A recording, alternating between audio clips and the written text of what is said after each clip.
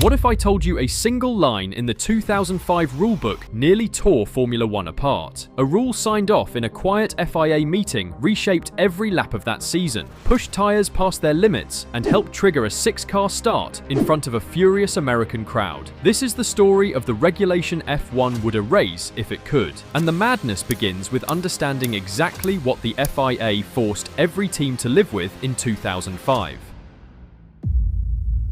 For 2005, the FIA forced every driver to qualify and race on a single set of dry tyres. No fresh rubber at pit stops, no resets, no second chances. The only way a team could change tyres was if the stewards agreed a tyre was genuinely unsafe, a grey area that made everyone nervous. Imagine staring at a flat-spotted wheel vibrating your vision away and still wondering if pitting would get you penalised. The FIA sold it as a safety measure and a cost cutter, claiming harder, longer-lasting tyres would slow the cars and break Ferrari's grip on the sport. And politically, that mattered. Ferrari and Bridgestone had spent years perfecting short, aggressive stints on soft tyres. This rule deleted that entire playbook overnight. Teams complained the tyres fell off a cliff after a few laps. Drivers warned it pushed wear to dangerous limits. Engineers quietly questioned how anyone was supposed to judge unsafe in the heat of a race. And all of this was just the opening act of the problems still waiting down the road, because once the lights went out in 2005, the sport began to look different.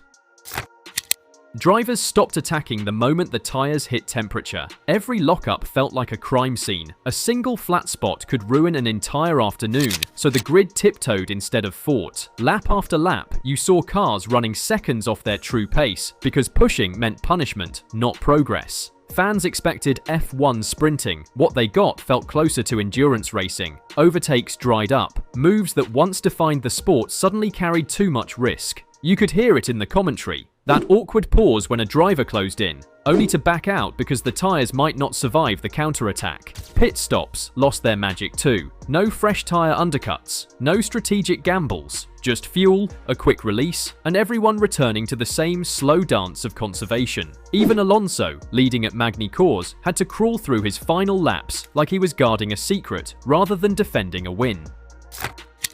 By mid-season, the paddock had one shared fear. If drivers were being this gentle already, what would happen when someone gambled and pushed a little too far? Nürburgring gave everyone the answer in the most brutal way possible. Kimi Raikkonen was flying that afternoon. The McLaren looked untouchable, the kind of form where every lap feels like a statement. Then, one lockup changed the entire script. A tiny moment under braking carved a flat spot into his front right tyre, and suddenly, the fastest car on track was carrying a ticking vibration through every corner. In a normal season, McLaren would have boxed him, slapped on fresh tyres, and gone hunting again, but 2005 boxed them in instead. Changing that tyre without a clear puncture meant risking a penalty. Staying out meant risking everything else.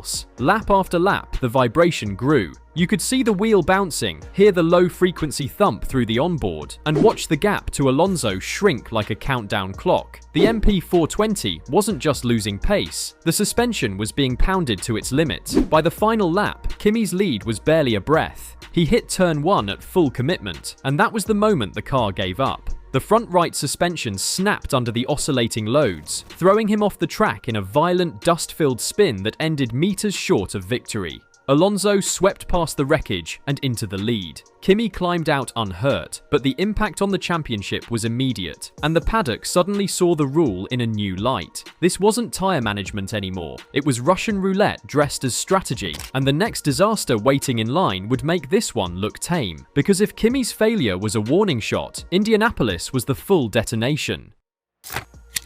The weekend began like any other, until a tyre failed at nearly 300 km/h on the banking. Ralf Schumacher's Toyota snapped, slammed the wall, and rolled to a stop with the kind of violence that makes a paddock go silent. I always had a bit of understeer there, so that's why I this time decided to turn in a little bit sharper.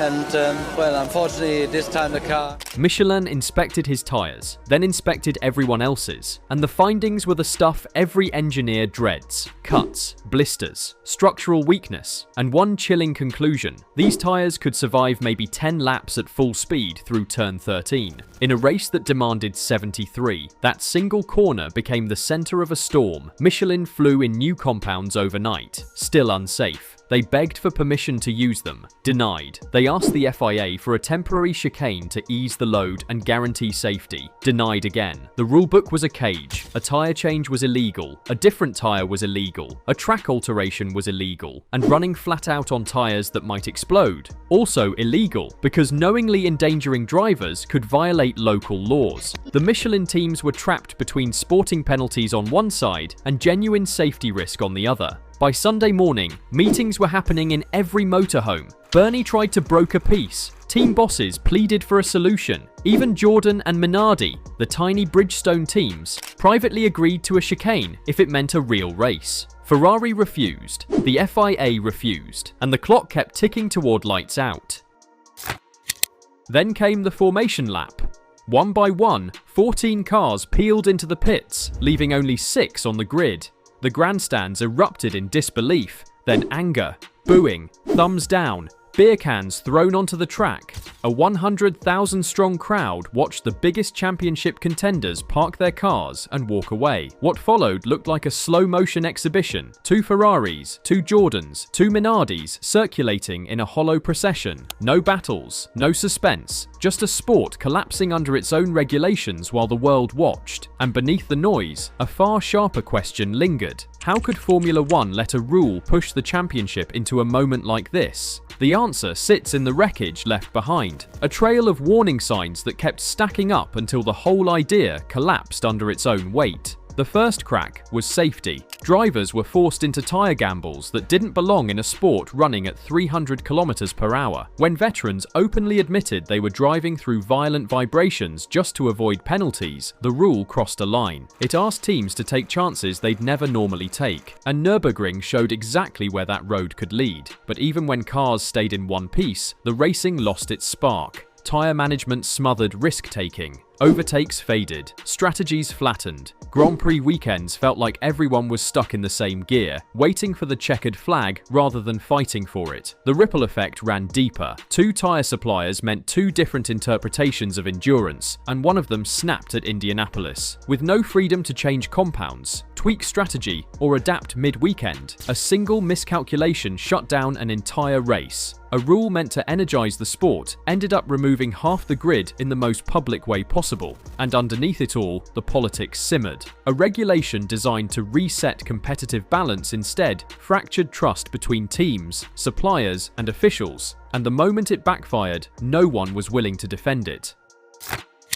The aftermath reshaped the sport. F1 treated 2005 like a warning flare, a reminder that tyres aren't just equipment, they're the backbone of racing. The tyre war ended soon after, replaced by a single supplier and a philosophy built around protecting the show rather than policing a rulebook line. Even fan culture shifted. Remember Indy 2005 became a shorthand for what happens when governance forgets the audience. It pushed the FIA toward quicker rule reversals, more flexible safety responses, and a new respect for pit stop strategy as part of F1's identity. Every modern tyre regulation, from stint limits to emergency compound changes, carries the shadow of that season. The one-tyre experiment promised evolution and delivered chaos, reshaping F1 in ways no one expected. Now it's your turn. Which F1 rule do you think derailed the sport the most? Drop your take below, and don't forget to like and subscribe for more deep dive stories.